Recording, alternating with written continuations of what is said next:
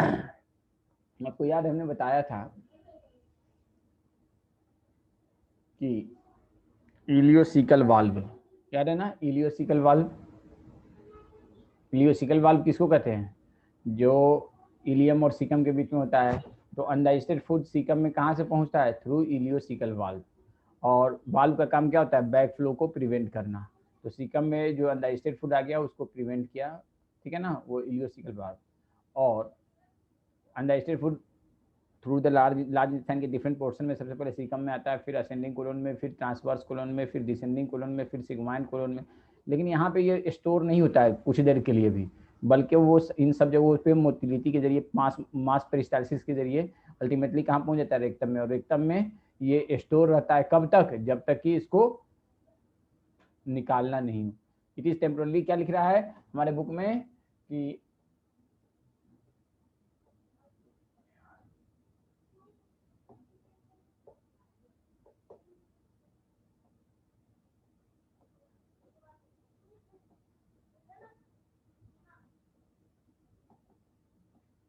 एक सेकंड रुक जाइए, कभी कभी नौटंकी करता है ना चलने में पेन।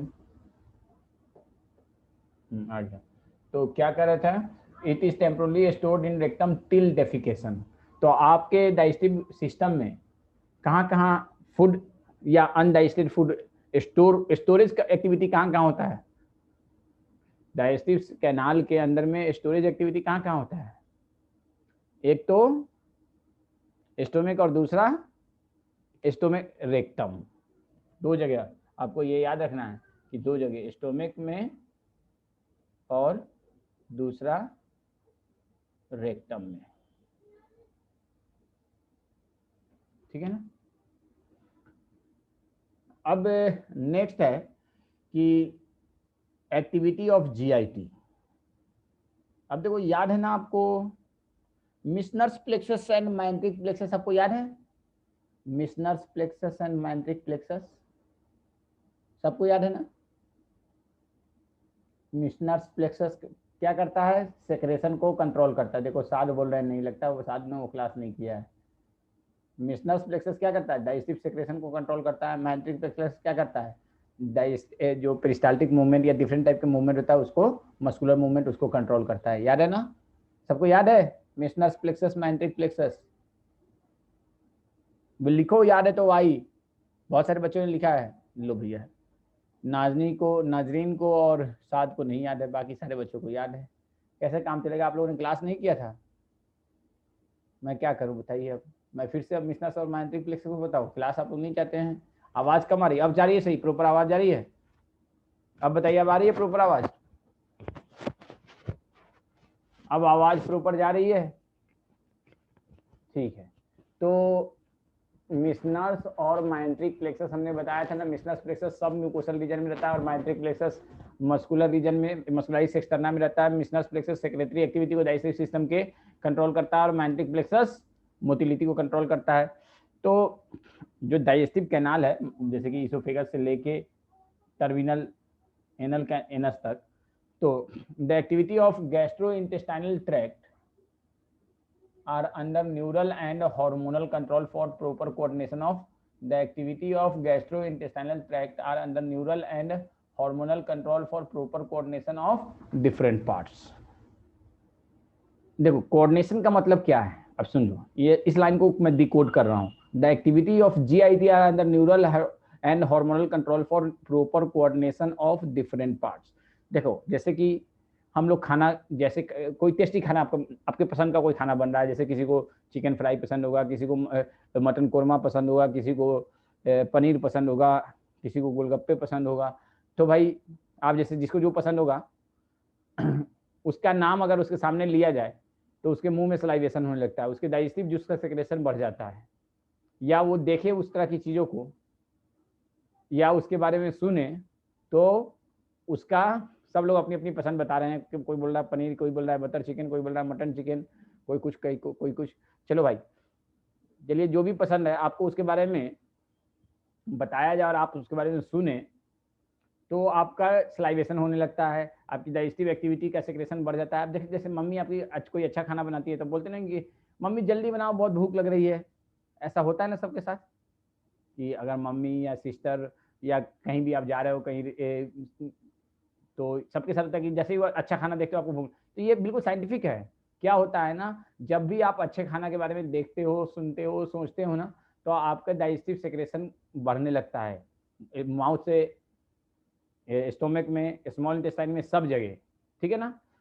और ये डाइजेस्टिव सेक्रेशन कहाँ, डायरेक्टली नर्वस सिस्टम से कंट्रोल है, और nervous system also control our hormonal system, ठीक है ना। तो the activity of GITR under neural and hormonal control for proper coordination of different parts. अब देखिए नेक्स्ट बात, द साइट, स्मेल एंड और the presence of food in the oral cavity stimulate the secretion of saliva, gastric and intestinal secretion also. क्या कर रहा है, देखो ध्यान से सुनो, the sight, smell and presence of food in the oral cavity, sight, smell and और presence of food in oral cavity. Screen नहीं दिख रहा है, ए भाई स्क्रीन नहीं दिख रहा है,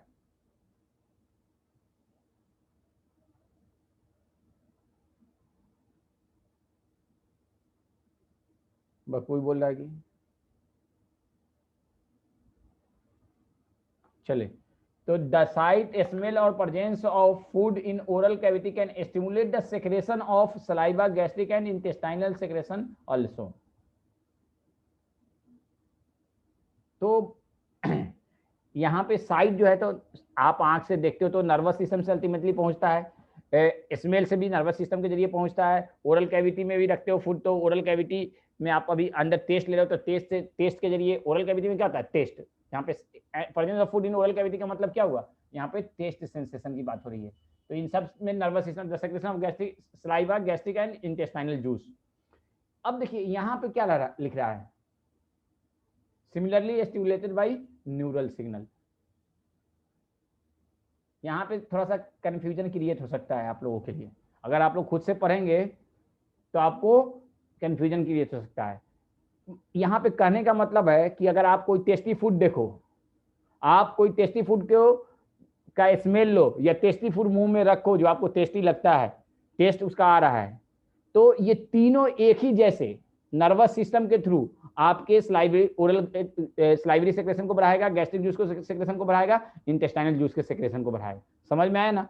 तो यहाँ पे क्या लिख रहा है, थोड़ा सा लैंग्वेज को टेढ़ा कर दिया है कि द साइट, स्मेल और presence of food in the oral cavity, मतलब taste of the food can stimulate the secretion of saliva, gastric and intestinal secretion similarly stimulated by neural signal. मतलब ये सबका एक जैसे, यहाँ पे similarly stimulated by neural signal मतलब सबका नर्वस सिस्टम के जरिए।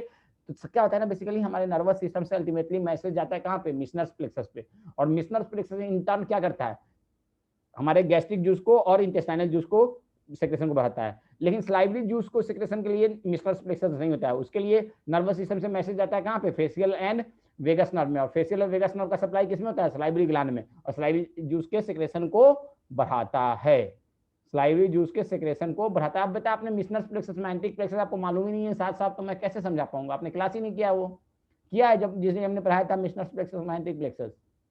बताइए साथ साहब कह रहे हैं कि सर नहीं समझ में आ रहा है। तो आपने ये मिशनर्स प्लेक्सस, मैंटिक प्लेक्सस वाला क्लास नहीं किया ना, देखा है आपने, तो मैं क्या कर सकता हूँ, आपको वीडियो देखना चाहिए ना। आप अगर मिशनर्स प्लेक्सस, मैंटिक प्लेक्सस को नहीं देखा तो मैं क्या कर सकता हूँ, बताइए। अब मैं फिर से अब उस चीज को बताऊँ क्या, ये आपकी ना कमी है, आपके पास वीडियो होता है, कम से कम वीडियो तो बाद में रिपीट करके देख सकते हैं ना।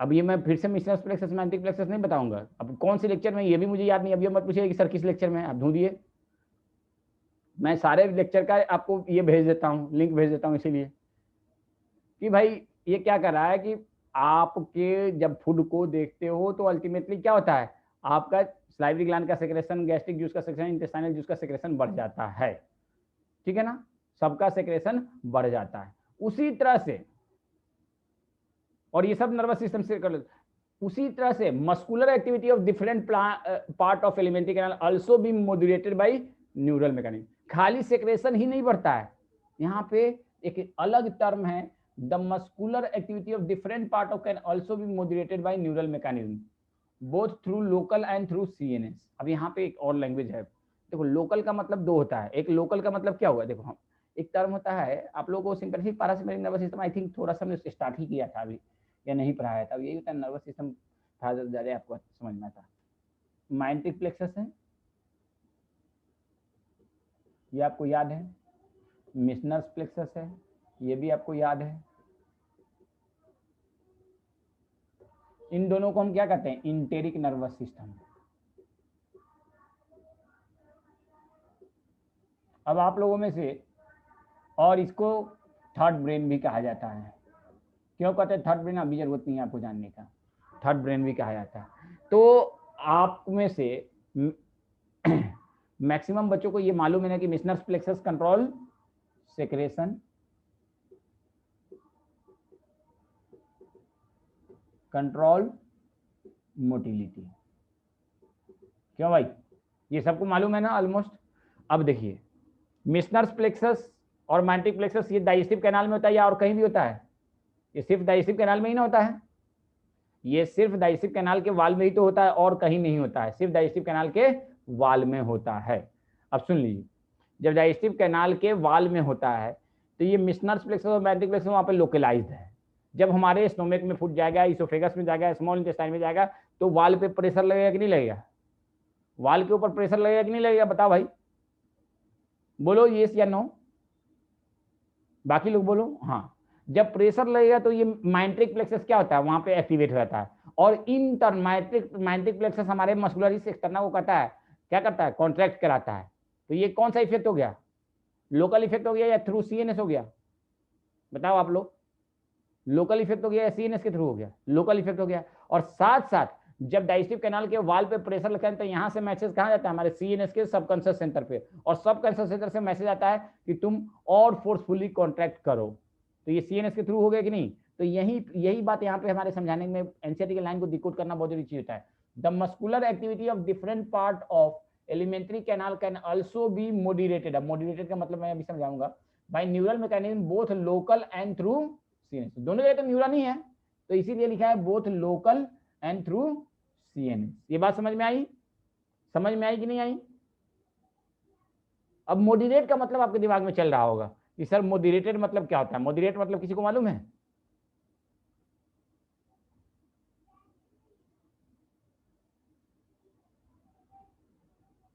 हाँ बोलो भाई। मोडिरेट का मतलब, देखो मोडिरेट का मतलब होता है किसी चीज को जरूरत से ज्यादा न बढ़ने देना। यस, आतफ ने बिल्कुल सही आंसर दिया है, वर्क प्रोपरली। Work properly. या आस्था ने बिल्कुल सही क्या आंसर दिया है? एडजस्ट करना, न ज्यादा न कम, न ज्यादा न कम। सबने अच्छा अच्छा आंसर दिया। तो muscular alimentary canal can also be moderated by neural mechanism. मतलब ना तो बहुत बढ़ने देगा हमारे डाइजेस्टिव एक्टिविटी को, कि मतलब उसकी मोटिलिटी को, ना बहुत कम होने देगा। कौन? Nervous system. तो हमने बनाने का ऑर्डर, क्या बनाने का ऑर्डर बोलो दूसरा? किस चीज की बनाने का ऑर्डर? अब देखो, अब सुन लो मेरी बात को। आपका ये डाइजेस्टिव कैनाल है, मैं बिल्कुल स्ट्रेट डाइजेस्टिव कैनाल बनाऊंगा, ये एनएस है, ठीक है ना? अब क्या होता है, फूड जो है ना आपके मुंह में भी नहीं आया है, आप सिर्फ देख रहे हो, आप सिर्फ स्मेल कर रहे हो, आप सिर्फ टेस्टी फूड के बारे में सुन रहे हो, या अभी आप टेस्ट सिर्फ मुंह टंग पे रख के उसका टेस्ट ले रहे हो, तभी से हमारे क्या होता है ना, पूरे डाइजेस्टिव सिस्टम का यहाँ से लेके यहाँ तक में चेंजेस आने लगते हैं। ये चेंजेस क्या होते हैं? तो ये चेंजेस दो फॉर्म में आते हैं। एक तो सेक्रेशन इसमें बढ़ जाएगा जहां जहां सेक्रेशन होता है, दूसरा इसकी मोटिलिटी भी इंक्रीज हो जाती है, डाइजेस्टिव कैनाल की पेरिस्टाल्टिक मूवमेंट भी इंक्रीज हो जाती है। मोटिलिटी इंक्रीज हो गई और साथ साथ क्या इंक्रीज हो गई? सेक्रेशन बढ़ गया, दोनों हो गया। और ये दोनों काम कौन कंट्रोल कर रहा है? Nervous system. नर्वस सिस्टम कैसे? तो through local effect as well as through CNS. Through local effect as well as through CNS. Local effect क्या है? मिशनर्स प्लेक्सस और सीएनएस, तो आप सबको मालूम है। लोकल इफेक्ट क्या है? माइंट्रिक प्लेक्सस और सीएनएस। समझ में आया बात इतनी? आया बात समझ में इतनी? अब देखो, क्या क्या खाली नर्वस सिस्टम से ही कंट्रोल होता है? क्या डाइजेस्टिव कैनाल के अंदर जो सेक्रेशन है या इसके मसल्स का जो मूवमेंट है, क्या ये खाली नर्वस सिस्टम से ही कंट्रोल होता है? दूसरा कुछ नहीं? तो नहीं, ये खाली नर्वस सिस्टम से नहीं, इसमें इंडोक्राइन सिस्टम का भी इफेक्ट होता है। इसमें इंडोक्राइन सिस्टम का भी इफेक्ट होता है। और इंडोक्राइन सिस्टम में बहुत सारे हार्मोन हैं जो इसमें इन्वॉल्व होते हैं पूरे डाइजेस्टिव सिस्टम में, लेकिन हम लोग को 4 हार्मोन के बारे में पढ़ना है। कौन से 4 हार्मोन? तो वो 4 हार्मोन है, गैस्ट्रिन, दूसरा है इंटेरोगैस्ट्रॉन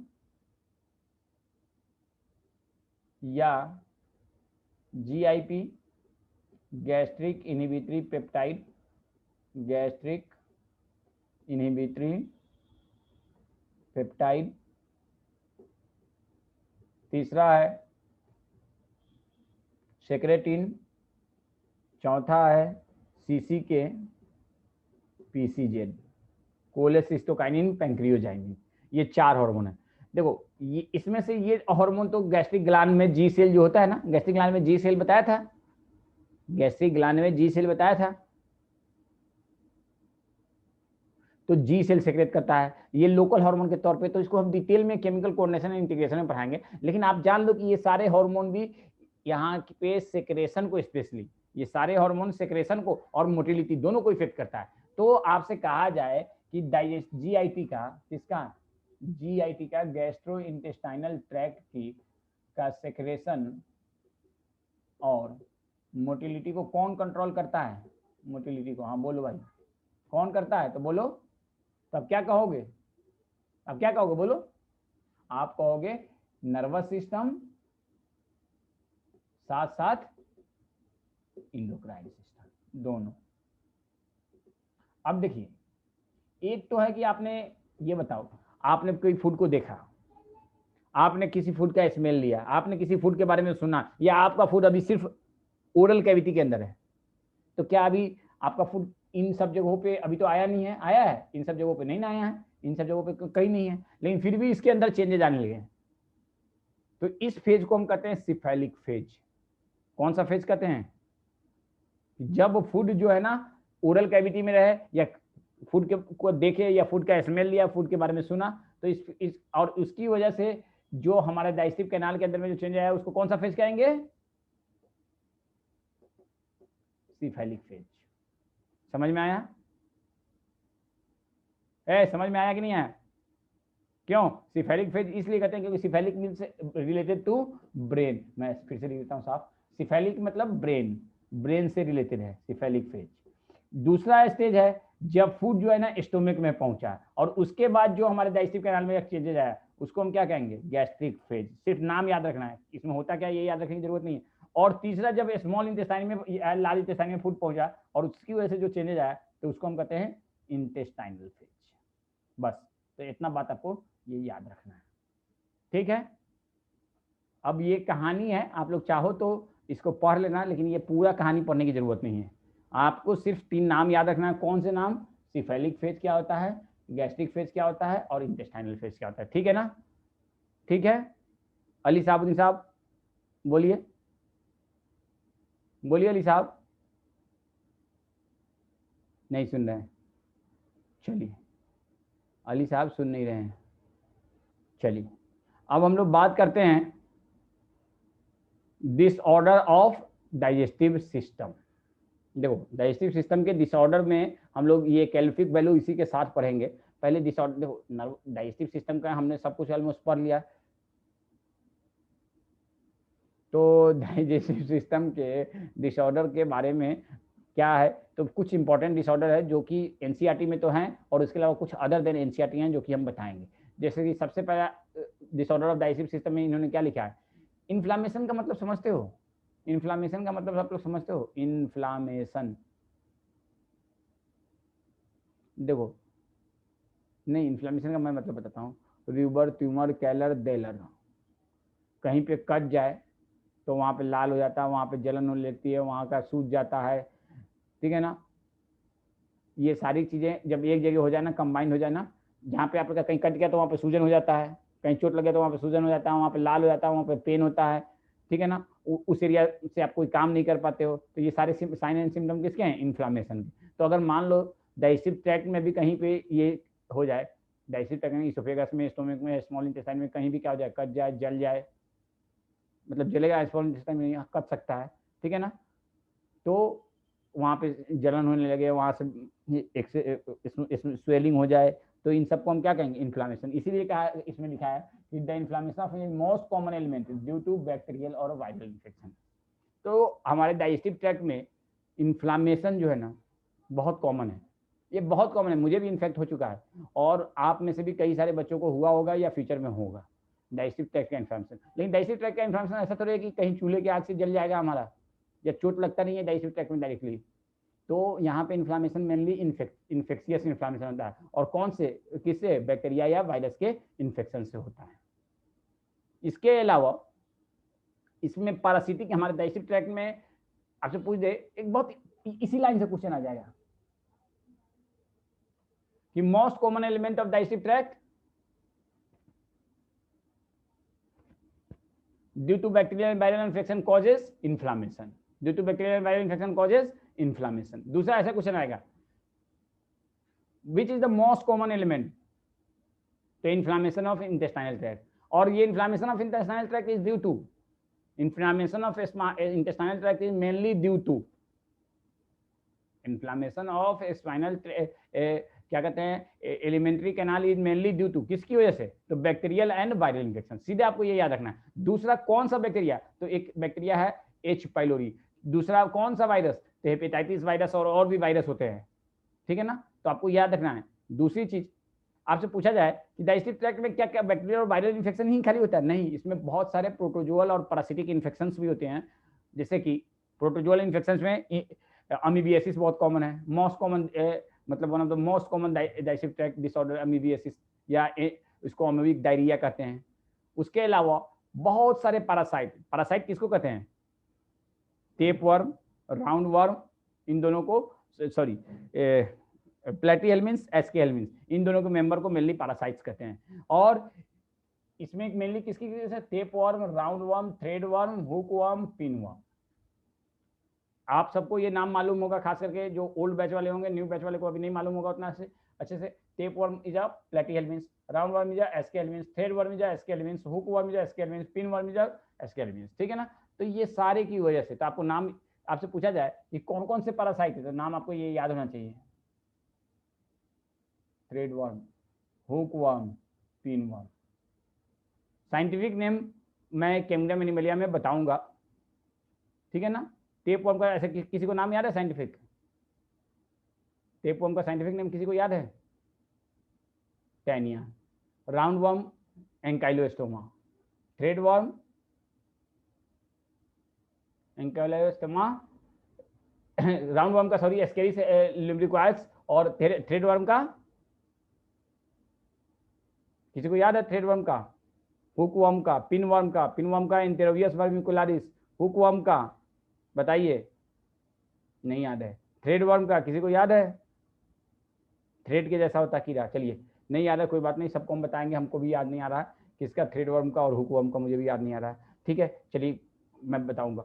जॉन्डिस, वोमिटिंग, ये डायरिया, ये सब हमारे डिसऑर्डर हैं पढ़ने के बारे में, और कॉन्स्टिपेशन और इंडाइजेशन, ये सारे एनसीईआरटी के डिसऑर्डर हैं। कौन कौन से, jaundice, vomiting, diarrhoea, constipation, indigestion,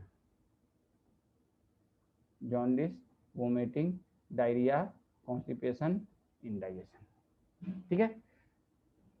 तो जॉन्डिस जो होता है क्या है भाई, आपको बताया था ना, पता नहीं हमने बताया था कि नहीं बताया था, बायोमोलिकुल में शायद बताया होगा कि हीमोग्लोबिन याद है ना, हीमोग्लोबिन बनता है, बनने के बाद हमारा आरबीसी में बनता है, आरबीसी में ही रहता है। आरबीसी में जब आरबीसी पुराना हो जाता है, बूढ़ा हो जाता है, तो आरबीसी का ब्रेकडाउन कहाँ पे होता है, कहाँ होता है, किस स्ट्रक्चर में बॉडी के, बोलो भाई,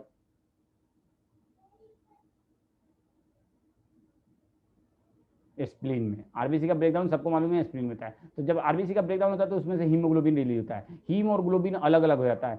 हीम जो है ना अल्टीमेटली चेंज होता है किसमें, बिलिरुबिन एंड बिलिवर्डिन में, बाइल पिगमेंट में।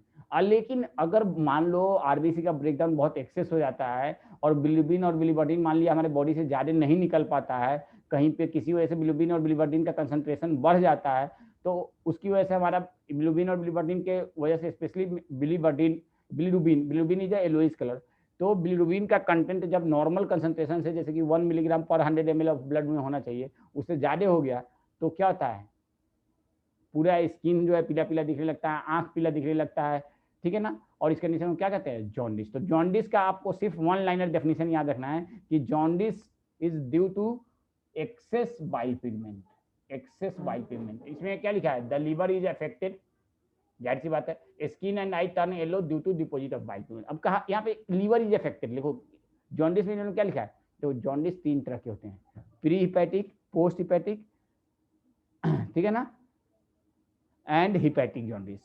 तो कोई जरूरी नहीं कि खाली उसमें हो सकता है लीवर इफेक्ट हो भी नहीं भी हो, लेकिन चूंकि हमारे बॉडी में, हमारे बुक में लिखा है लीवर इज इफेक्टेड, जॉन्डिस कितने तरह का होता है, 3 तरह का होता है, प्री हिपैटिक, पोस्ट हिपैटिक या एक्स्ट्रा हिपैटिक और हिपैटिक।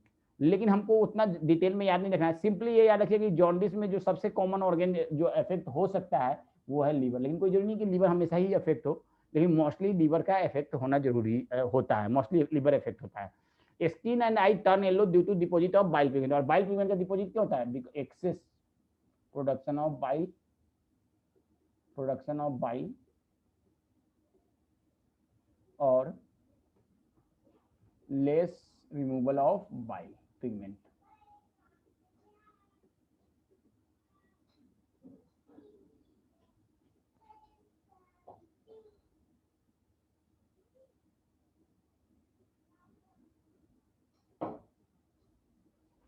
ठीक है ना, ये हो गया। अब नेक्स्ट है जो वोमिटिंग। तो वोमिटिंग क्या होता है, it is ejection of stomach content through mouth. भाई वोमिटिंग आप सबको मालूम है क्या होता है, माउथ के जरिए जब हमारे स्टोमिक से खाना बाहर आता है तो उसको हम क्या कहते हैं, वोमिटिंग।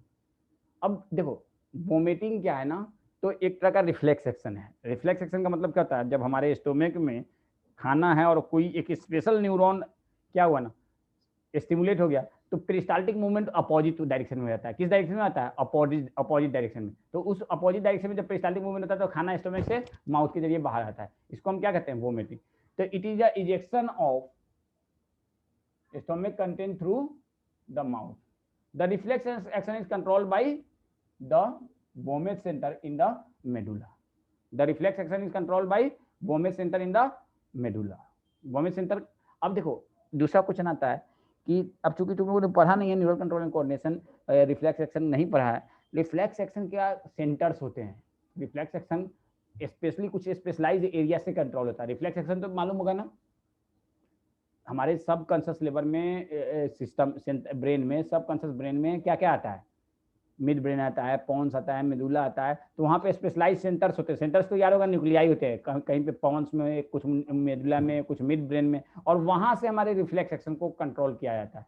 तो जैसे कि वोमिटिंग के लिए रिफ्लेक्स जो कंट्रोल होता है वो कहाँ से होता है, तो उसके लिए सेंटर कहाँ पे है, तो उसके लिए सेंटर है मेडुला में। डायरेक्ट क्वेश्चन आता है कि वोमिटिंग के लिए, वोमिटिंग क्या रिफ्लेक्स एक्शन के लिए जो सेंटर है या कंट्रोल होता है वो कहाँ से होता है, तो मेडुला ऑब्लंगाटा से होता है। कहां से होता है, मेडुला से। डायरेक्ट क्वेश्चन आता है कि बेटा स्टोमिक, देखिए इनामुर रहमान साहब डॉक्टर बड़े बन रहे हैं, चलिए मैं बता देता हूँ। इन्होंने पूछा है कि सर ये देखो ये है ना, अब यहाँ पे गैस्ट्रोइसोफेगल स्फिंक्टर है, अब क्या होता है ना यहाँ पे ये है, अब पेरिस्टाल्टिक मूवमेंट का काम क्या है, फूड को इधर ले जाना, फूड को इधर ले जाना, तो ये खुल जाता है। लेकिन जब एंटी पेरिस्टाल्टिक मूवमेंट होता है तो क्या होता है, फूड इधर की तरफ जाता है, और बहुत फोर्सफुली इधर जब कॉन्ट्रैक्ट होता है तो ये जो स्फिंक्टर है ना ये खुल जाता है। जब बहुत फोर्सफुली ये होता है ना तो ये खुल जाता है, टेम्पोरली खुल जाता है, और फूड इधर से अल्टीमेटली बाहर माउथ की तरफ निकलता है। तो ऐसा होता है ना कि देखो वो तो काम तो प्रॉपर कर रहा है, लेकिन जब इधर से फोर्स बहुत ज्यादा लगा ना, ये बहुत कस के अपोजिट डायरेक्शन में इसको फूड को ले गया तो खुल जाता है। तो आपका क्वेश्चन है कि सर गैस्ट्रोइसोफेगल स्फिंक्टर काम सही करता है वोमिटिंग में, देखो उस पर्टिकुलर मोमेंट में जब ये नहीं खुल रहा है, क्योंकि अपोजिट डायरेक्शन में इधर ऊपर की तरफ प्रेशर लग रहा है तो इधर खुल रहा है, तो यहाँ पे क्या हो रहा है ना, ये स्फिंक्टर जो है ना उस पर्टिकुलर मोमेंट पे अपना काम करना बंद कर चुका होता है। उस पर्टिकुलर मोमेंट पे ऐसा नहीं कि वोमिटिंग के बाद वो फिर से काम करने लायक नहीं रहता, उस पर्टिकुलर मोमेंट पे जब प्रेशर बहुत तेज लग रहा है तो ये उस पर्टिकुलर मोमेंट पे यूनि डायरेक्शनल फ्लो की जगह अपोजिट डायरेक्शन में फ्लो को अलाउ करता है। समझ में आया इनामुर रहमान साहब, वो काम तो कर रहा होता है लेकिन क्योंकि प्रेशर बहुत ज्यादा, तो उसको कहीं ना कहीं उस प्रेशर को रिलीज करना है, तो वो अल्टीमेटली खुल के रास्ता दे देता है। ठीक है ना, तो vomiting is the ejection of stomach content through the mouth. The reflex action is controlled bye vomit centre in medulla. और फीलिंग ऑफ नोजिया, नोजिया का मतलब समझते हो, प्रीसीड वोमिटिंग। नोजिया का मतलब होता है कि मतली टाइप से। आप जैसे उल्टी होने से पहले क्या होता है ना, करते हैं ना, इसी को कहते हैं नौसिया। मतलब अभी निकला नहीं है, लेकिन एक अजीब सी फीलिंग आ रही है कि हाँ कुछ अंदर से निकलने वाला है, उसी को कहते हैं नौजिया। समझ में आया? This is the nausea.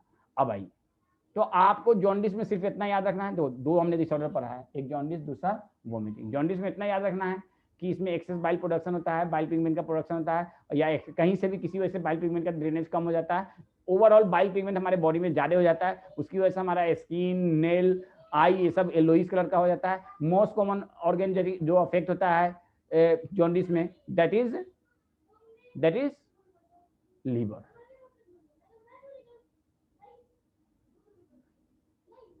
ठीक है। दूसरा वोमिटिंग। वोमिटिंग में एंटी पेरिस्टाल्टिक मूवमेंट होता है, स्टोमक कंटेंट जो है ना ओरल कैविटी से निकलता है। ठीक है।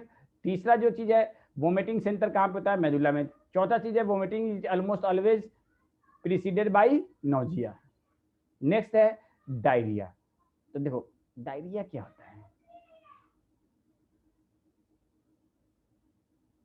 तो देखो जब बिल्कुल फ्री फ्लो मामला हो जाए ना, जब फ्री फ्लो मामला हो जाए ना, तो उसको हम कहते हैं डायरिया। क्या होता है फ्री फ्लो का मतलब? क्या है, नॉर्मली हम लोग सेमी सॉलिड फिशेस को निकालते हैं, बिल्कुल सॉलिड को नहीं, सेमी सॉलिड को। लेकिन जब लिक्विड स्टूल आने लगे तो उस कंडीशन को हम क्या कहते हैं? डायरिया। तो इंक्रीज, देखो एकदम यहाँ पे लिखा है, increase liquidity of faecal discharge is known as diarrhoea. Increase the liquidity of faecal discharge is known as diarrhoea. और ये क्यों होता है? तो इसके बहुत सारे रीजन हैं। एक रीजन इनमें एनसीईआरटी में लिखा है, मैं इसलिए बता रहा हूँ। इसमें क्या लिखा है एनसीईआरटी में कि the abnormal frequency of bowel movement. देखो डायरिया का डेफिनेशन ये है, increase liquidity of faecal discharge, लेकिन एनसीईआरटी में क्या लिखा है? Abnormal frequency of bowel movement and increase liquidity of faecal discharge is known as. अच्छा, आप में से सबको ऑलमोस्ट डायरिया हुआ होगा। डायरिया का में क्या होता है? आपका पेट गुरु अजीब सा बोलता है ना, इस तरह का आवाज सब आता है ना पेट से, आता है कि नहीं आता है? अजीब अजीब तरह का। तो ये जो आवाज आता है ये कहाँ से क्यों आता है? बेसिकली क्या होता है ना, हमारा पेरिस्टाल्टिक मूवमेंट जो है ना बहुत ही इरेगुलर हो चुका था, कभी बहुत फोर्सफुली कॉन्ट्रैक्ट करता है, कभी रिलैक्स होता है, गैस उसमें बहुत सारा बना होता है, तो उसी की वजह से ये आवाज आता है।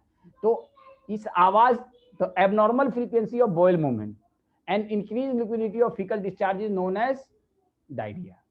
तो भाई डायरिया में क्या आता है, हम लोग लेमैन लैंग्वेज में उसको ऐसे डिफाइन करें कि diarrhoea is a condition in which there is a excessive loss of fluid from the digestive tract through anus and the feces is liquid, feces is liquid। ठीक है ना। और इसमें बॉयल मूवमेंट भी एबनॉर्मल होता है। इसमें अब जाहिर सी बात है, अब जब खाना जो है हमारे डाइजेस्टिव ट्रैक्ट में, स्मॉल इंटेस्टाइन में, लार्ज इंटेस्टाइन में, स्मॉल स्पेशली स्मॉल इंटेस्टाइन में बहुत कम देर रहा, एसोफेगस में, स्टोमक में बहुत कम देर रहा, तो क्या प्रॉपर्ली एब्जॉर्ब हो पाएगा? क्योंकि वो सब खाना तो लिक्विड के फॉर्म में बाहर निकल गया। तो इसीलिए डायरिया में क्या होता है ना, आपका फूड का एब्जॉर्प्शन कम हो जाता है, इसीलिए वीकनेस भी बहुत हो जाती है, फूड का, वाटर का, सबका एब्जॉर्प्शन कम हो जाता है। तो यहाँ पे लिख रहा है कि it reduces the absorption of food and water, इसलिए तो पानी की भी कमी हो जाती है। समझ में आया ना? अब जाहिर सी बात है भाई, जब आपका it reduces the absorption of food and water, तो the abnormal frequency of bowel movement and increase liquidity of faecal discharge it reduces the absorption of food and water. समझ में आया? तो डायरिया को कैसे डिफाइन करेंगे, समझ गए होंगे। अब आइए नेक्स्ट है डायरिया का उल्टा। वाहे गुरु, या तो जान निकाल दो नहीं तो नान निकाल दो, यार है ना। तो कॉन्स्टिपेशन में क्या होता है, आप सबको मालूम है भाई, फीसेज जो है ना कोलोन से और रेक्टम से बाहर ही नहीं आता है, वहीं पे जमा है, निकलने का नाम ही नहीं ले रहा है। जाके बाथरूम में कितना भी आप प्रेशर लगा रहे हो, दबा रहे हो हाथ से कि निकल जाओ निकल जाओ, ठीक है ना, पोजीशन चेंज कर करके, फिर भी नहीं निकल रहा है, दैट इज कॉन्स्टिपेशन। तो कॉन्स्टिपेशन में क्या होता है भाई, faeces retain within the colon and rectum.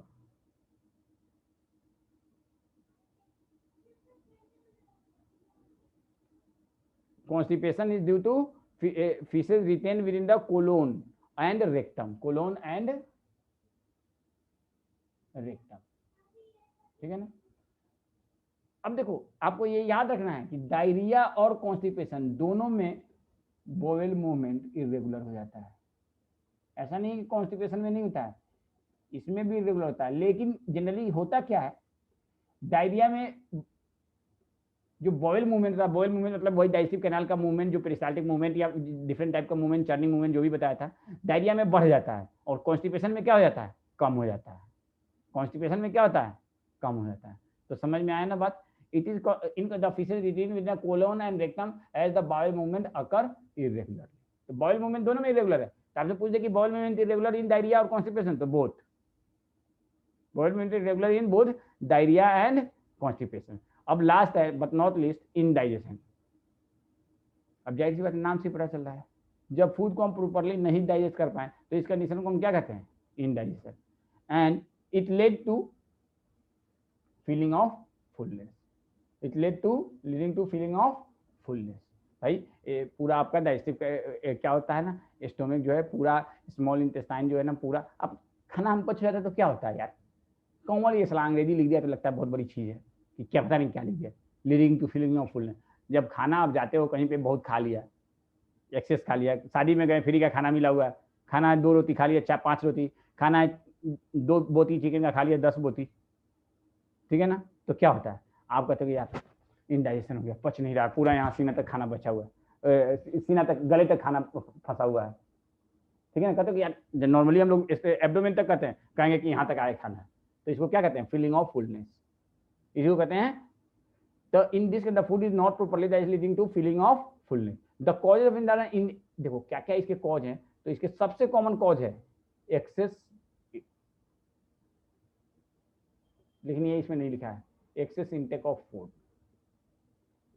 अगर आप खाना भूख से कम खाओगे तो शायद ही आप इंडाइजेशन के प्रॉब्लम से कभी सफर करोगे। एक्सेस इंटेक ऑफ फूड, अगर आपने खाना कम खाया तो शायद ही आप कभी, समझ रहे हैं मेरी बात को, इनडाइजेशन के प्रॉब्लम से सफर करोगे। लेकिन यहाँ पे लिखा नहीं है, यहाँ पे सिंपली लिख दिया इनएडिक्वेट enzyme secretion.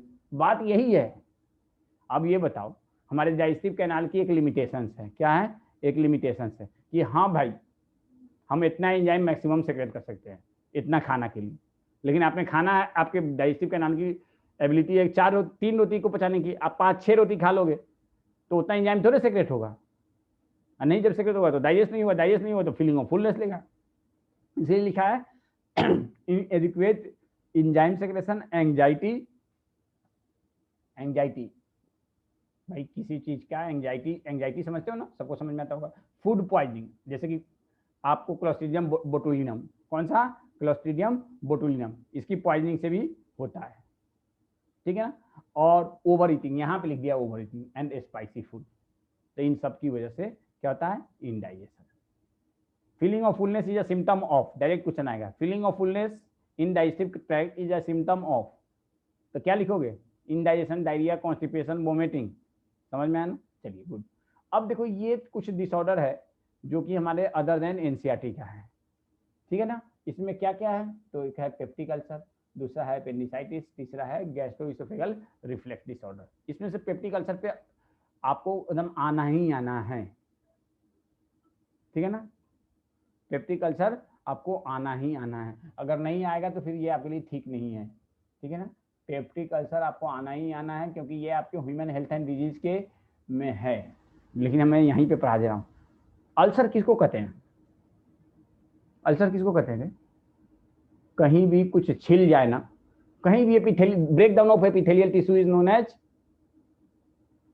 Break down of epithelial tissue is known as ulcer. मैं सुनो, एसीएल फेसियल छल्ले वल्ले गल्ले मल्ले चुंबन करो, मैं क्या कर रहा हूं, एपिथेलियल टिश्यू कहीं पे भी ब्रेक डाउन हो जाए तो उसको हम कर रहे हैं अल्सर, कहीं भी, वेयर एवर। ये पेरिस में भी अल्सर हो जाता है, वेजाइना में भी अल्सर हो जाता है, हैंड में भी अल्सर हो सकता है, पैर में भी अल्सर हो सकता है, यानी कि खाली डाइजेस्टिव ट्रैक्ट में ही अल्सर हो सकता है। कहीं भी एपिथेलियल टिश्यू का ब्रेक डाउन हुआ उसको हम क्या कहेंगे, बोलो क्या कहेंगे, break down of epithelial tissue. अब डाइजेस्टिव ट्रैक्ट में एपिथेलियल टिश्यू का ब्रेक डाउन हो गया तो उसको हम क्या कहेंगे, पेप्टिक अल्सर, डाइजेस्टिव अल्सर। अब डाइजेस्टिव अल्सर में देखो, अल्सर डाइजेस्टिव ट्रैक्ट में 2 तरह का होता है, एक होता है गैस्ट्रिक अल्सर, मतलब जो स्टोमक में हो, और दूसरा होता है इंटेस्टाइनल अल्सर।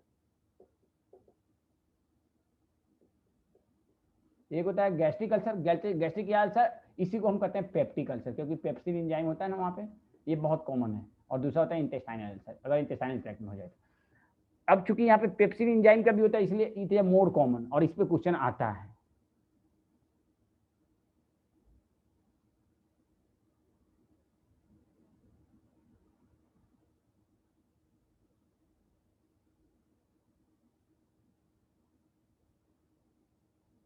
अबे क्या पूछ रहा है, अभी बताता हूँ तुम्हारे क्वेश्चन का आंसर। उमर पता नहीं क्या क्या पूछता है, ठीक है ना। अभी तुम्हारा क्वेश्चन ही हमको प्रॉपर्ली नहीं समझ में आया, मैं अभी बताऊंगा, पहले एक चीज को भी खत्म करने दो, ठीक है ना। अननेसरी बात पे तुम लोग ज्यादा ध्यान देते हो। तो पेप्टिक अल्सर का मतलब हुआ स्टोमिक में ये छिल गया। अब देखो इसमें ये सब क्रेटर लाइक लीजन फीजन ये सब आपको याद करने की जरूरत नहीं है, आपको बिल्कुल याद करने की जरूरत नहीं है।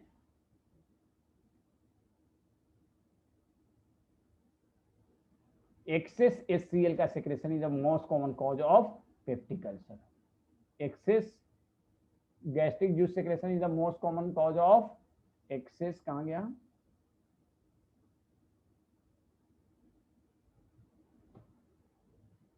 they are also caused by H pylori, they are also caused by H pylori। देखो also caused by क्या, जितना भी पेप्टिक अल्सर होता है ऑलमोस्ट 95% ऑफ पेप्टिक अल्सर में क्या होता है, H pylori का इन्फेक्शन होता ही होता है। हेलिकोबैक्टर पाइलोरी एक बैक्टीरिया का नाम है, तो जो जिसको भी स्टोमिक में अल्सर होता है उसमें H pylori का इन्फेक्शन देखा ही जाता है, मुझे खुद हो चुका है।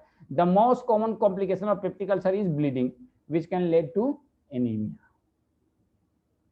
भाई जाहिर सी बात है, जब आपके बॉडी से खून निकलेगा तो खून की कमी होगी, खून की कमी होगी, आरबीसी की कमी होगी, आरबीसी की कमी होगी, हीमोग्लोबिन की कमी होगी, हीमोग्लोबिन की कमी होगी, एनीमिया होगा। तो सबसे common complication of peptic ulcer क्या है, एनीमिया, बदन में कमजोरी हो जाती है, हीमोग्लोबिन की कमी हो जाती है। इन कैन लीड टू, हाँ अब ये सब आपको जरूरत नहीं है, ये सब डॉक्टरी की बात है, ये सब बिल्कुल भी आप मत पढ़ो, ये बिल्कुल भी मत पढ़ो, ये सब डॉक्टरी की बात है, ठीक है ना। बस इतना याद रखना कि एक्सेस HCl के सेक्रेशन से होता है, हाँ बिल्कुल, क्यों नहीं होता है भाई, स्टोमिक छिल जाए तो ब्लीडिंग नहीं होगी, आपका स्किन छिल जाता है ऊपर के, तो ब्लीडिंग होती है कि नहीं, नंबू होती है कि नहीं, आपका स्किन छिल जाता है खून निकलता है कि नहीं, तो क्यों स्टोमिक छिल जाएगा, इसको स्टोमिक के ऊपर एपिथेलियल लाइनिंग की कवरिंग है, तो वहां से भी ब्लीडिंग होती है, और ब्लीडिंग पोटी के जरिए निकलता है, बिल्कुल होता है, ठीक है ना। अब दूसरा अपेंडिसाइटिस, तो ये भी बहुत ही कॉमन है। Inflammation of appendix is known as appendicitis, और इस जिस सर्जरी के जरिए इसको निकाला जाता है उसको अपेंडिसेक्टोमी कहते हैं। फालतू का बात है, सब याद करने की जरूरत नहीं है। नेक्स्ट है सिर्फ inflammation of appendix is known as appendicitis. अब नेक्स्ट है gastroesophageal reflux diseases, GERD, gastroesophageal reflux diseases. तो this condition occur if lower esophageal sphincter fail to close adequately after food has entered the stomach. The stomach content can reflex back into the inferior portion of esophagus. This condition occur if the lower esophageal sphincter fail to close inadequately after food has, देखो ये बात अभी किसी ने पूछा था ना, ये आपका हो गया। अब अगर यहाँ पे ये स्फिंक्टर कमजोर पड़ जाए, या कौन सा स्फिंक्टर, ये वाला कमजोर पड़ जाए, या किसी वजह से ये प्रॉपर्ली नहीं काम कर रहा है, तो फूड यहाँ से यहाँ आ सकता है, और इस प्रॉब्लम को क्या कहते हैं, गैस्ट्रोइसोफेगल रिफ्लेक्स डिजीज। बस इतना, बाकी कुछ नहीं, ये सब आपके जरूरत नहीं है पढ़ने की, ये सब जरूरत नहीं पढ़ने। आपको सिर्फ इतना याद रखना है कि यहाँ का स्फिंक्टर जब कमजोर हो जाए तो इस स्फिंक्टर की वजह से फूड जो है ना स्टोमक से इधर जा सकता है, और दैट लेड टू द पूरा इसोफेगस को छिल सकता है, क्योंकि स्टोमक में क्या होता है, सील होता है, और इसोफेगस पूरा छिल सकता है, तो इसको हम कहते हैं GERD। एक last but not least, mumps. देखो मम्प्स को यहाँ पढ़ना ठीक नहीं रहेगा, आई थिंक मम्प्स को हम लोग पढ़े कहाँ पे, ह्यूमन हेल्थ एंड डिजीज में, छोड़ दो मम्प्स को ह्यूमन हेल्थ एंड डिजीज में पढ़ेंगे, ठीक है। अब आ जाइए, एक और डिसऑर्डर है प्रोटीन एनर्जी माल न्यूट्रिशन। अच्छा ये उमर साहब ने क्वेश्चन पूछा है, बेटा आपका क्वेश्चन कि if food remain in stomach for about 4 to 5 hour, then if we with food in morning and after 2 or 3 hours, वो आगे वी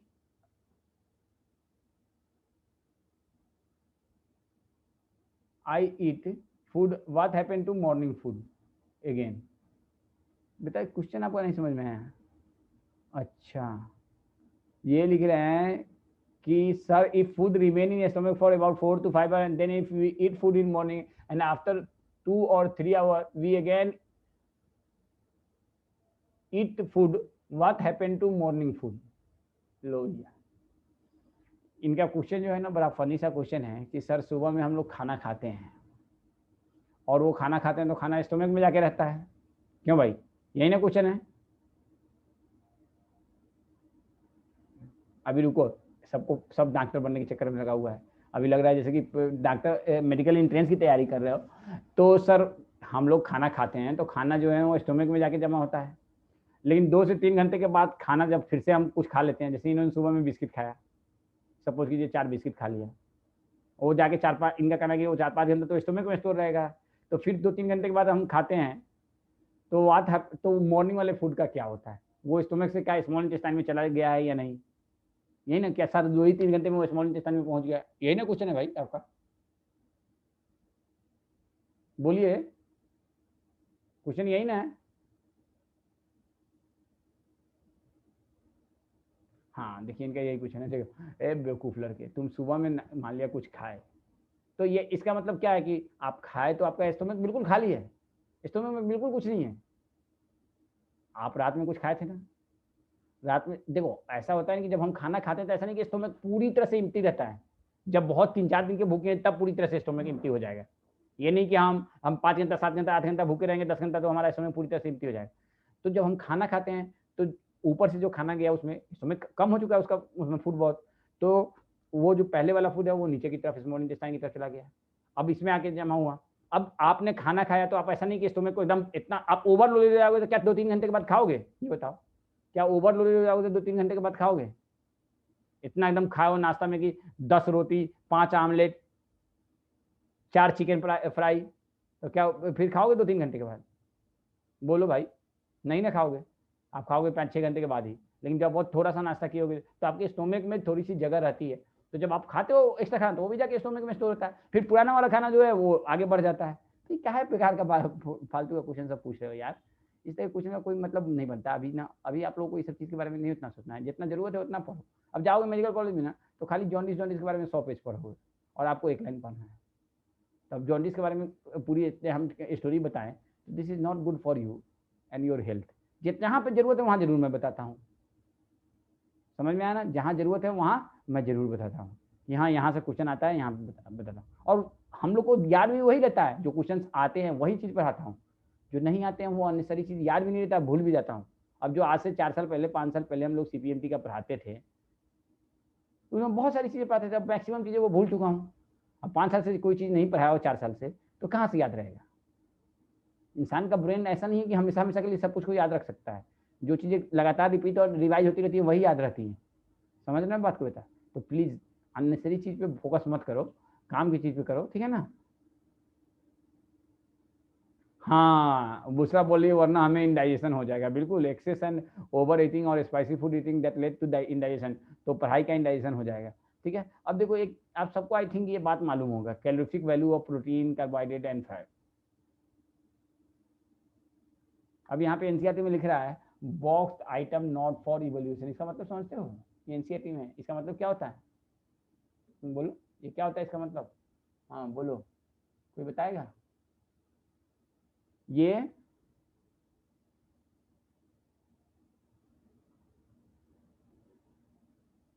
अब फिर ये एक फालतू का क्वेश्चन पूछ रही है ना, ठीक है ना? पहले ये बात देख लो, इसका मतलब समझते हो? जो पूछ रहा हूँ उसका आंसर दो। मतलब ये एग्जाम में नहीं आएगा लेकिन नीट में आता है। लेकिन नीट में ऐसा नहीं कि नॉट फॉर इवोल्यूशन का मतलब ये कि नीट में नहीं आएगा। तो देखो, अगर आपने एक सुना होगा बॉम्ब कैलोरीमीटर, एक इंस्ट्रूमेंट होता है बॉम्ब कैलोरीमीटर, लेकिन नीट के लिए इंपॉर्टेंट है। बॉम्ब कैलोरीमीटर एक इंस्ट्रूमेंट होता है जिसके अंदर कोई फूड को अगर आप किसी भी बायोमोलिक्यूल को जलाओगे तो वो पूरी तरह से बर्न होता है और पूरी तरह से हीट में कन्वर्ट हो जाता है। तो अगर उसमें 1 ग्राम कार्बोहाइड्रेट को जलाओगे, 1 ग्राम प्रोटीन को जलाओगे, 1 ग्राम फैट को जलाओगे तो क्या मिलेगा, कितना एनर्जी मिलेगा?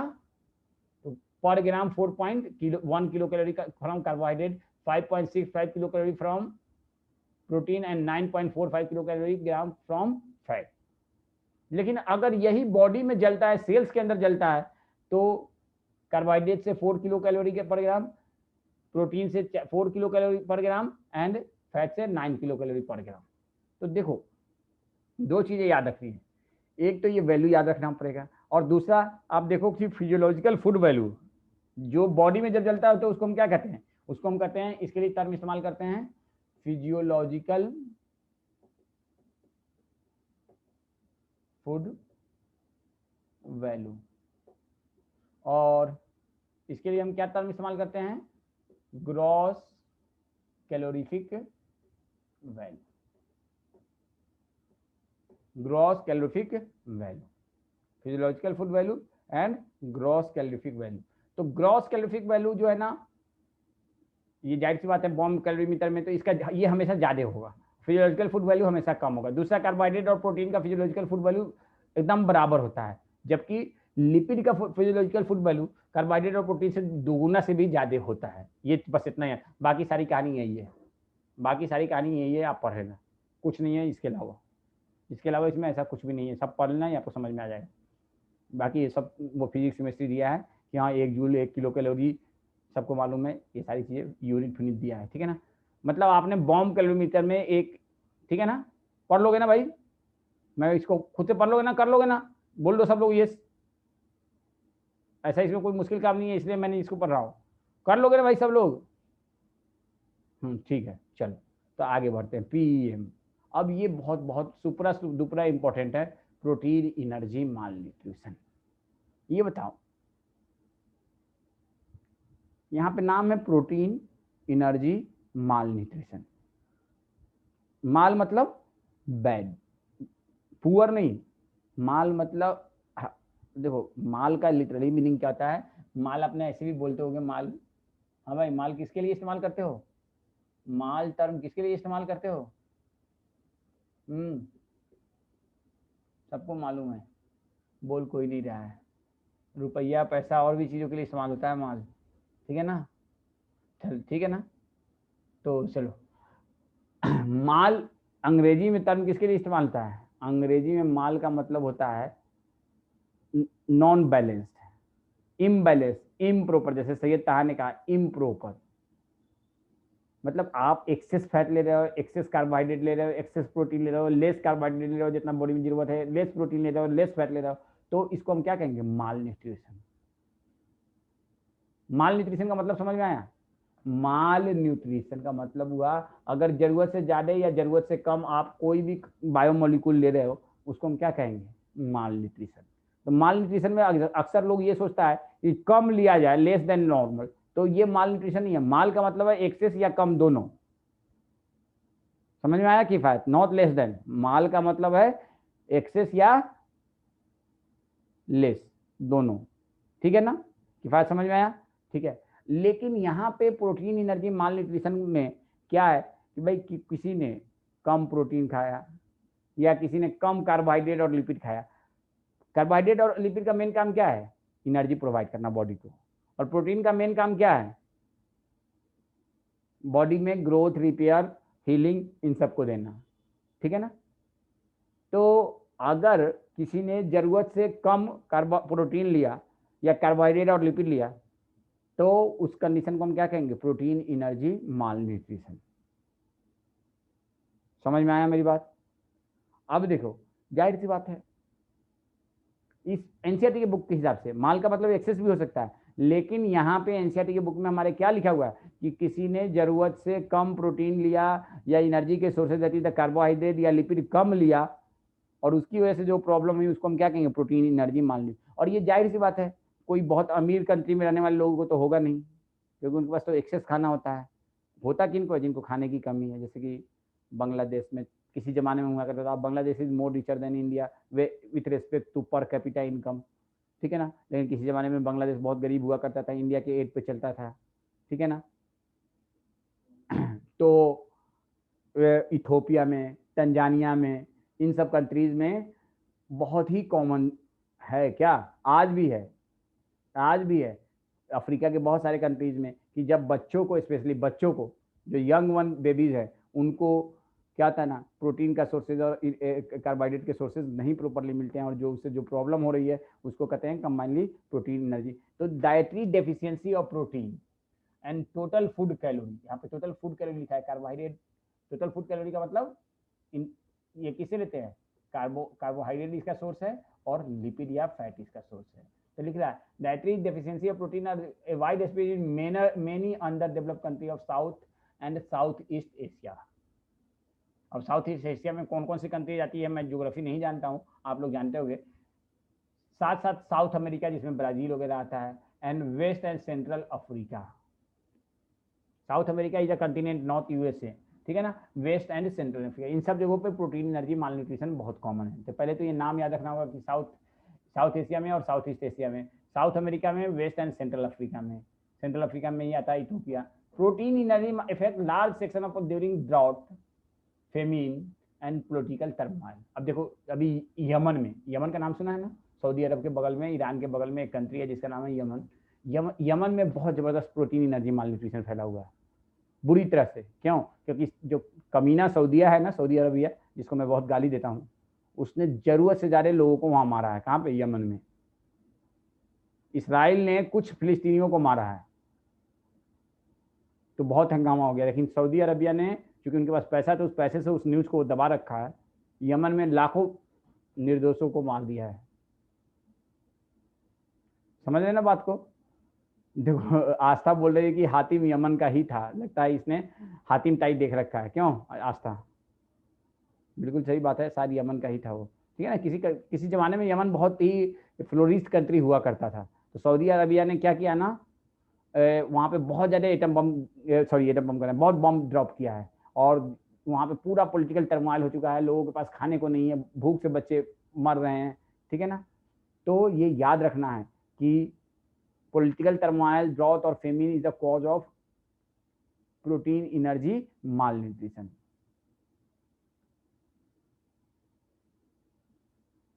दिस हैपेंड इन, ये कब हुआ था? In Bangladesh during the liberation war. जब बांग्लादेश पाकिस्तान से अलग हुआ था तब हुआ। बहुत बांग्लादेश में एक गरीबी थी भाई। बांग्लादेश को पाकिस्तान से अलग होने का एक रीजन यही था, बहुत बड़ा रीजन, कि बांग्लादेश में बहुत गरीबी थी। तो इसीलिए वो पाकिस्तान से इंडिपेंडेंस मांग रहे थे कि ताकि हम अपने से अपनी कंट्री को चलाएं और अपने देश की गरीबी को कम करें। और इसमें वो सक्सेस भी पाया है इन्होंने, बांग्लादेश ने। आज देखो बांग्लादेश की पर कैपिटा इनकम जो है इंडिया से भी ज़्यादा हो चुकी है, पाकिस्तान से भी ज़्यादा हो चुकी है। समझ रहे हो बात को? पर कैपिटा इनकम और ठीक ठाक ज़्यादा हो चुकी है। 1,35,000 या 40,000 के करीब इंडिया का है पर कैपिटा इनकम, और बांग्लादेश का 1,70,000 है, और पाकिस्तान का 1,17,15,000 ऐसे ही कुछ है। तो समझ रहे हो बात को? Are you getting my point? तो बांग्लादेश वालों ने बहुत कम टाइम में बहुत ग्रोथ किया है, ठीक है ना। तो हमें भी, हम इंडियंस को भी चाहिए कि हम लोग भी बहुत मेहनत करें, ठीक है।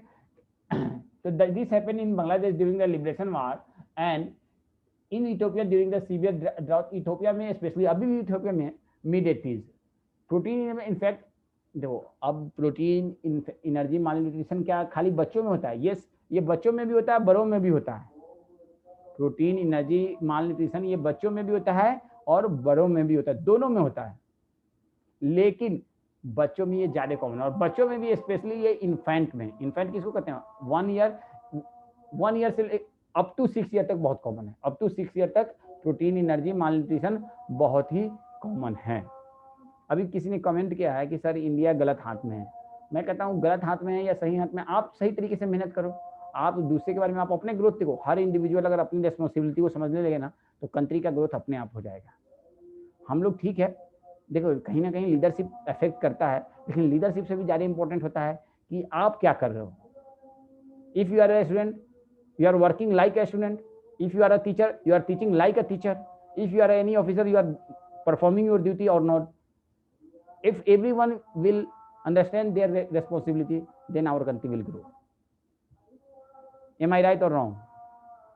तो देखो भाई, दूसरे पे आप अपना ये देखो, दूसरे पे हम अपनी मतलब कमियों को, ठीक है, हम लोग में भी बहुत कमी है। ऐसा मत सोचो कि हम सिर्फ कंट्री के प्रेसिडेंट को, प्राइम मिनिस्टर को या स्टेट के मिनिस्टर को हम लोग सिर्फ ये कह देते हैं, लेकिन ऐसा नहीं है। हमारे अपने अंदर की कमियों को भी हमें झांक के देखना है, ठीक है ना।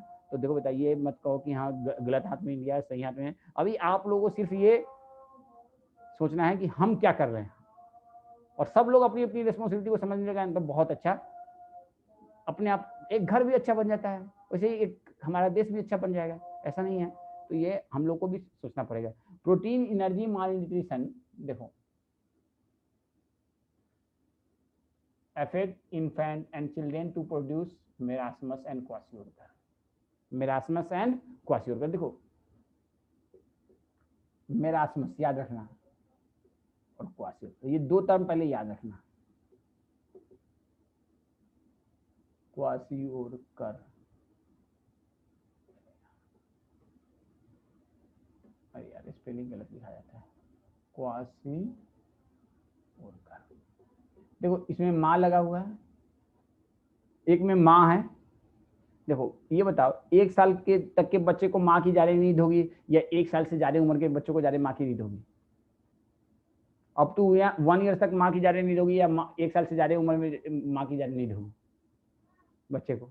Up to 1 year, up to 1 year ही ज्यादा नीड होगी। तो मेरास्मस जो होता है ना, अप टू 1 ईयर तक होता है। समझ में आ गया? ये एक बहुत कॉमन क्वेश्चन है जो आता है कि अप टू 1 ईयर तक का बच्चे, मैं भी खुद बहुत कंफ्यूज रहा करता था अपने स्टूडेंट लाइफ में कि मेरास्मस जो है ना अप टू 1 ईयर तक बहुत कॉमन है। तो ये याद हो गया। और क्वाशियोरकर जो है ना, it is common more than 1 year, generally 1 से 5 साल के बच्चों में होता है, 6 साल के बच्चों में होता है। तो ये बात समझ में आ गया कि मेरास्मस किस में ज्यादा होता है? Up to 1 year. Up to 1 year के बच्चे को हम क्या कहते हैं? इन्फेंट या चिल्ड्रेन या किड्स? बोलो, कोई नहीं बोल रहा है, ठीक है ना, समझ में आया? तो marasmus is more common in infant और चिल्ड्रेन, इन्फेंट, ठीक है। अब मेरास्मस में, अब जाहिर सी बात है, देखो जो माँ के मेरास्मस में क्या होता है, बच्चे को न तो प्रोटीन का सोर्स प्रॉपर मिलता है, न तो कैलोरी प्रॉपर मिलता है। कैलोरी का मतलब वही कार्बोहाइड्रेट और फैट मिलता है। तो दूसरी बात ये समझ में आ गई, it is found in less than a year in age if mother's milk is replaced too early by other foods which are poor in both protein and calorific value। जैसे मान लो दे दनादन, दे दनादन नाम सुना है? किसी को बच्चे हो रहे हैं, मान लो अभी एक बच्चा अभी 1 साल का हुआ नहीं, फिर दूसरी बच्चे की पैदाइश हो गई, तो क्या वो पहले वाले बच्चे को प्रॉपर दूध पिला पाएगी वो माँ? तो स्पेशली ये marasmus is very common in those females और those families where there is a baby production is दे दनादन, दे दनादन, दे दनादन। समझ में आया बात? तो if mother's milk is too early which are poor in both protein and it is often happen in mother has second pregnancy or childbirth when the older infant is still too young। समझ में आया बात? आया कि नहीं आया? आया तो सब वाई लिखो। तो दे दनादन से याद रखना, मेरास्मस माँ से, दूसरा दे दना दन, बच्चा पैदा होने जो है ना, ये एक बहुत कॉमन है, ठीक है ना। अब जो भी है, अब इसमें मेरास्मस में प्रोटीन की कमी से क्या होता है? तो protein deficiency impair growth and replacement of tissue proteins, replacement of tissue proteins, extreme emaciation मतलब बहुत ज्यादा कमजोरी of the body, and thinning of limb, उसका लिम्ब बहुत ही पतला पतला रहेगा, हाथ पैर बहुत ही पतला पतला रहेगा, ठीक है ना। The skin become dry thin and wrinkle, the skin become, देखो अब इसमें स्पेशली प्रोटीन की कमी से क्या क्या होगा? तो जाहिर सी बात है प्रोटीन का काम होता है ग्रोथ में और रिपेयर ऑफ टिश्यू में। तो impair growth and replacement of tissue protein, extreme emaciation का मतलब बहुत ज्यादा ही कमजोरी हो जाएगी बच्चे में, बहुत कमजोर बच्चा, एकदम दुबला पतला दिखेगा। मैं बाई चांस फोटो नहीं लगाया हूँ तो मैं दिखा देता। And thinning of limb result, बहुत पतला पतला लिम्ब होगा, पूरी बॉडी बहुत थिन होगी। Skin become dry thin and, अजीब सा बच्चा, अफ्रीकन बच्चा आप लोगों ने देखा होगा, कई बार पेपर के पोस्टर पे, मैगजीन पे या न्यूज में आता है कि अफ्रीकन बच्चा को दिखाता है एकदम काला सा सूखा सा, ठीक है ना। Skin become dry thin and wrinkle, ठीक है। Growth rate and body decline considerably, जाहिर सी बात है सब प्रोटीन की कमी से होगा। और जाहिर सी बात है protein is also essential for development of mental growth. तो ऐसे बच्चे जो है ना मेंटली क्या होंगे? रिटार्डेड होंगे। वो ऐसे बच्चे मेंटली साउंड डेवलप नहीं होंगे। तो ये सब मेनली अब देखो कैलोरी की कमी सबके बुक में नहीं लिखा है। अब जाहिर सी बात है बच्चे को भूख लगा है तो कैसा होगा वो बच्चा कि दिन भर के करता रहेगा। तो लेकिन हमारे एनसीईआरटी में खाली किसका लिखा है कि इन मेरास्मस प्रोटीन डेफिशिएंसी इंपेयर, और ये सारी बातें वही उसी से रिलेटेड है। अब देखो इसमें स्किन क्या ड्राई थिन और रिंकल। ड्राई थिन और रिंकल का मतलब समझते हो, झुर्री वाला स्किन, ड्राई एकदम सूखा सूखा सा रहेगा, पतला रहेगा, स्किन में थोड़ा भी जान नहीं रहेगा और झुरझुरे रहेगा जैसे बूढ़े लोगों को होता है। और growth rate and body weight decline considerably. Normally अगर बच्चे का उस एज में 10 केजी वजन होना चाहिए तो वो 5 केजी का या 4 केजी का वजन का होगा। समझ में आया ना। और बच्चा जो है ना जिस एज का मान लिया अगर 8 महीने के बच्चे का जो मेंटल ग्रोथ होना चाहिए वो 8 महीने के बच्चे का वो मेंटल ग्रोथ नहीं रहेगा। अब देखो क्वासियोरकर, बहुत कॉमन बात पूछा जाता है कि क्वासियोरकर में सिर्फ और सिर्फ प्रोटीन की कमी होती है, कार्बोहाइड्रेट की कमी नहीं होती है। तो इसको ट्रू सेंस में हम लोग पीएम नहीं कर सकते, इसको खाली प्रोटीन माल न्यूट्रिशन करना चाहिए।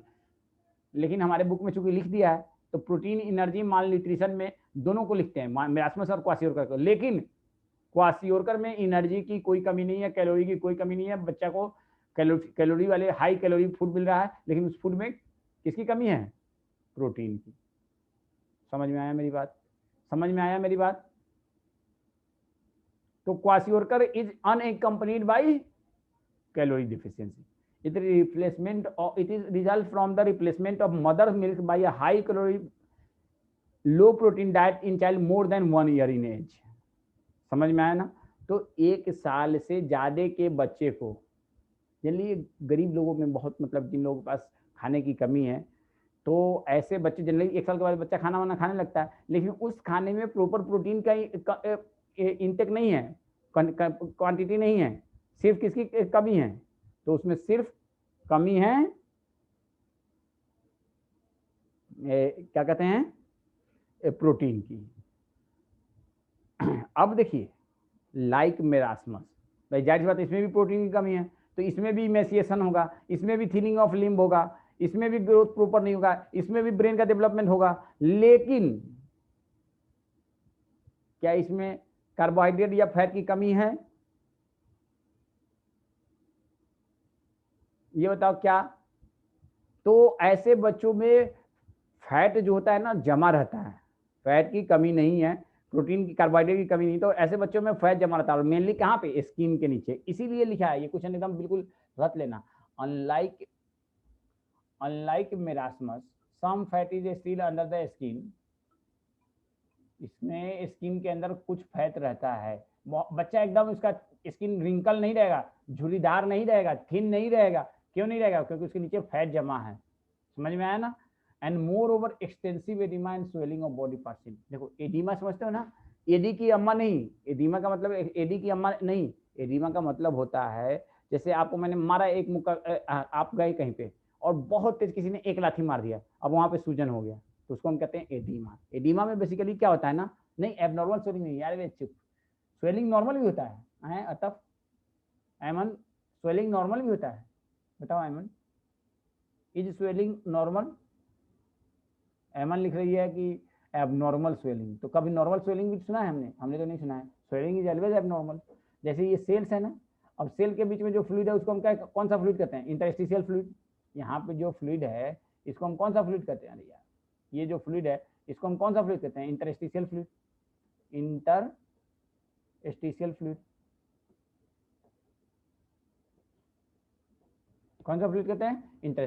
तो जो ये इंटरस्टिशियल फ्लूइड होता है ना यहाँ पे, वो इंटरस्टिशियल फ्लूइड, समझ रहे हैं मेरी बात को, ये इंटरस्टिशियल फ्लूइड जब यहाँ पे एक्सेस हो जाए तो इसी को कहते हैं एडीमा। तो इसमें पूरे बॉडी में एडीमा हो जाता है, हर जगह जगह पूरे बॉडी में सूजन हो जाता है, ठीक है ना। और यही लिखा है, ये मेरास्मस में नहीं होता है, ये मेरास्मस में नहीं होता है, बात समझ में। तो मेरास्मस में और क्वासियोरकर में डिफरेंस क्या है कि इसमें एडीमा हो जाता है, उसमें एडीमा नहीं होता है। किसमें, क्वासियोरकर में एडीमा होता है, मेरास्मस में नहीं होता है। क्वासियोरकर में क्या होता है, फैट स्किन के नीचे थोड़ा बहुत प्रेजेंट रहता है, मेरास्मस में बिल्कुल नहीं रहता है। क्वासियोरकर में क्या, प्रोटीन कार्बोहाइड्रेट की एनर्जी सोर्स की कमी है तो नहीं है, लेकिन मेरास्मस में है, मेरास्मस में है। This is all about the digestion and absorption. देखो डाइजेशन एंड एब्जॉर्प्शन में एक चीज और भी है, विटामिन एंड मिनरल्स, जो कि हम बाद में पढ़ा देंगे, ठीक है ना। लेकिन ये आपके एनसीईआरटी के सिलेबस में नहीं है, तो ये हम बाद में विटामिन एंड मिनरल्स, जब हम सिलेबस 11th का 12th का दोनों खत्म कर देंगे, तो बाद में हम विटामिन एंड मिनरल्स को एक साथ पढ़ा देंगे। समझ में आना, ठीक है। तो आप लोगों को मैं सोच रहा हूँ कि कल जो है आपका डाउट क्लास ले लेता हूँ डाइजेशन एंड एब्जॉर्प्शन का, ठीक है। उसके बाद नया चैप्टर शुरू करूँगा। क्या आज से 9, कल मैं 1 घंटा के डाउट, तो आप लोग एक काम करना, कल 7 से 8, 7 to 8, उससे पहले नहीं, दिन में ही नहीं, 7 to 8 सब लोग हमें अपना व्हाट्सअप नंबर से क्वेश्चन सबको मैसेज कर देना 7 से 8 के बीच में, ठीक है ना। 7 से 8 के बीच में मैसेज कर देना, जिनको जिनको क्वेश्चन हो कि सर ये क्वेश्चन है, ये क्वेश्चन है, ये क्वेश्चन, लेकिन इसी टाइम करना, नहीं बाद में करोगे या पहले करोगे हम नहीं बताएंगे, क्योंकि मैं इस टाइम में अपने सिस्टम पे बैठा रहूँगा, सारे क्वेश्चन को मैं सिस्टम पे कॉपी करता जाऊँगा। तो इसी दौरान करना 7 से 8 PM के बीच में, और 8 बजे से मैं क्लास लूँगा, ठीक है। ओके, तो कल जो है डाउट क्लास होगा डाइजेशन पे। चलिए, ओके, गुड नाइट, अल्लाह हाफिज़।